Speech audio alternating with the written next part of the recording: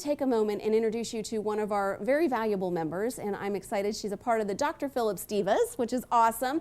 But I wanted to take a moment and just take a little bit of time to talk about how you can make your money last, or how you can analyze your cash flow and your future. Because with every business, it is important to have an exit strategy.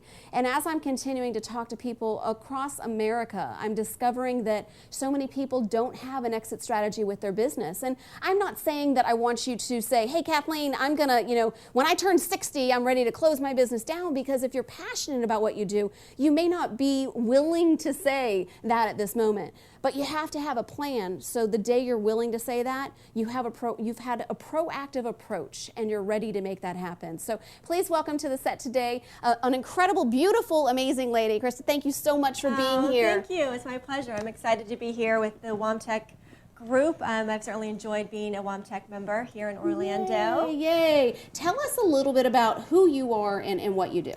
Well, I'm Krista Inochovsky. I'm the co-founder of Sky Wealth Solutions, along with my partner, my husband, Roman Inochovsky. And we're wealth consultants, and we help business owners, women, entrepreneurs, and physicians to save, protect, and grow their money. That is terrific. And I know you have a couple of steps that you recommend for somebody that's experiencing this. What would one of those steps be that you would encourage people to do? Well, my main motivation is to get women involved, because statistics show, unfortunately, that women are, regardless of how high their education, regardless of the success that they're having in their business, the majority of women are not taking a proactive approach in their own personal finances. And I think that needs to change, don't you? Absolutely, absolutely. And I know a lot of women probably, if they're married, they're just letting their spouse, kind of handle it because he took the lead with it, maybe because at one point in time he was making more money or whatever it may be. So it doesn't matter who's making more money. But if somebody is letting their spouse handle it, what recommendations would you have for them?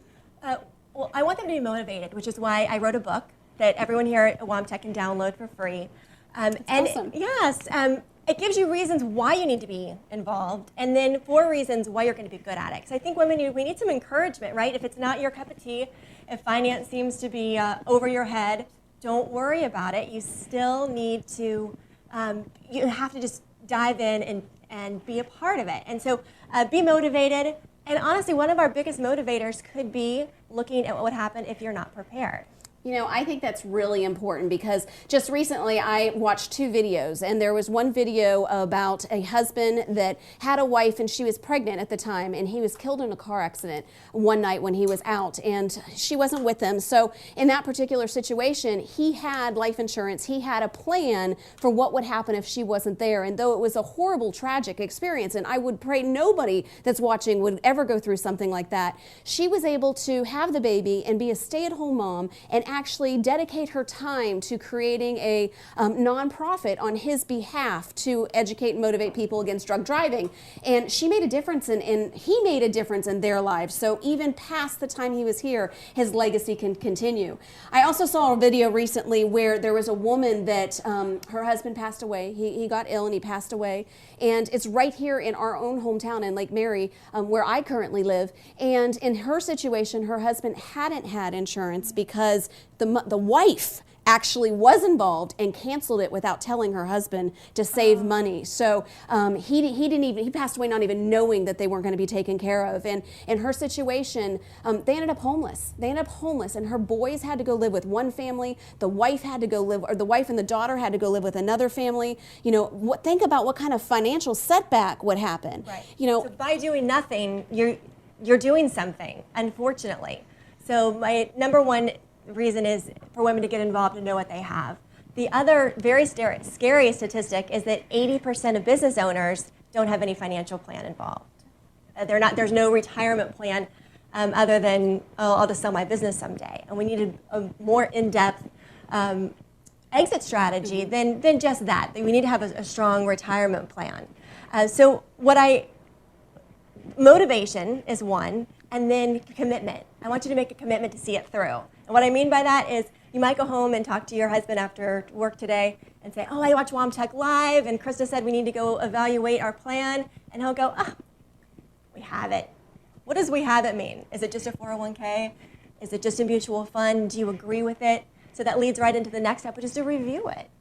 Get it all out. Do you have life insurance, a will, estate plan, looking at your taxes, your business, everything that has to do with your money needs to be all spread out and looked at between the two of you if you're married. And then take it to a professional. You know, and I have life insurance, but I was sharing with you before the show that I just recently discovered, or it was brought to my attention, and I had really never thought through this before. And I have my master's in business, so I should have thought through this before, but life just happens, and I was just kind of there, and I'd never thought through it. But what I discovered was, if something were to happen to me immediately, it's not just, am I leaving my family with enough money to pay my bills? Because to pay our household bills, am I leaving my family with enough money to continue? But to think through it, like, could Jeff hire a CEO to take over WOAMTEC? You know, if you have a $150,000 policy and, you know, you're thinking that's going to be enough for your family not to suffer when you're gone, it could cost $100,000 to hire a CEO for WOAMTEC, but then also it could cost $40,000 to hire a nanny or whoever else is going to help continue to do the things that I don't do, or that I do. Regardless if you're the breadwinner or not, even the stay-at-home moms, there's a huge value to what you do. And the cost to replace it, or to replace what you do, has a value. And that needs to be analyzed. It depends on the size of your mortgage. I mean, all of your expenses, those are the deciding factors in how much life insurance you're going to need. I think that's important. Now, retirement's another thing. I mean, I know we're getting off on a tangent on life insurance, but we're really talking about saving for our future of all that we have planned. I know WOAMTEC is full of great women that are leaders and have big visions for yourself, for your business, for your family, and all of that takes money. Absolutely. And you don't want your lifestyle to change the minute you turn, 65 or 70. I know my mom's still working. She's 71 years old and she's still working because she owned a very successful cleaning business, cleaning and maintenance business with my dad. And when my dad passed away, she helped us for a while, but now she's in a situation where she's 70 years old and she's still working every day because she, like you said, didn't have that plan. Right. So. And often it depends on where the money is, and that can kind of fall into who you're getting your advice from. I don't want to get off into a whole nother direction, but if you are risk adverse, if you're not comfortable with a risk level of the potential of losing money, then make sure that your money isn't sitting somewhere that could lose money, and that's where a lot of people are. That makes sense. So talking with somebody, and I'm a firm believer that you need to talk with a financial services person, I believe once a year, but definitely every time life changes, every time something happens in your life to make it different. Do you agree with that? Absolutely. As your business changes, as you have children, just as life changes, your ideals on what your life is going to be, all those things are changing constantly, and so is the economy. And where you might have been comfortable with your money before, things may be changing in the government or the economy where you say, I'm not so comfortable there anymore, and let's take a look at some other options. Okay, well, I do know that there are probably a ton of people out there that have been affected by the economy in the last 3 to 5 years or 6 years or 7 years. But what I do want to point out is it doesn't matter what your income is right now. You do need to speak with somebody in financial services to have a game plan, to at least have a plan so you know where you're going. And I also want to encourage, I wrote a blog, it's on our website, it's called The Profits in the Sauce. And it was a joke about, we have a local Chinese restaurant that every time we ordered Chinese, they would send tons of sauce and we would always throw it away because we didn't use any, and that's something so simple that could save that restaurant a lot of money by asking if you want the sauce, So I want to share that with you because you need to really take a look at all of your expenses and what your cost of goods are and everything that you're investing in on a monthly basis to see if you may be wasting some of the profit just in sauce that could be moved or allocated. There may be things that you could be paying taxes on different things that by talking to a financial services person, they can say, hey, don't give that money to the IRS. Let's come up and do it this way, and shift it and mold it. Do you agree with that? Taxation is a huge part of what we do at SkyWealth, and business owners have unique needs. When you're an independent consultant, when you're on your own, your retirement needs and your taxation are very different from someone in a corporate world, and that's our specialty. So if somebody's out there watching right now and you're sitting there saying, you know what, this all sounds fun and dandy, but I'm struggling to get by day to day. I'm struggling to, pay my employees on a monthly basis or pay my bills on a monthly basis. Krista, what would you recommend that they do? I mean, we said talk to you now so you know what you need to work on, but what would you recommend?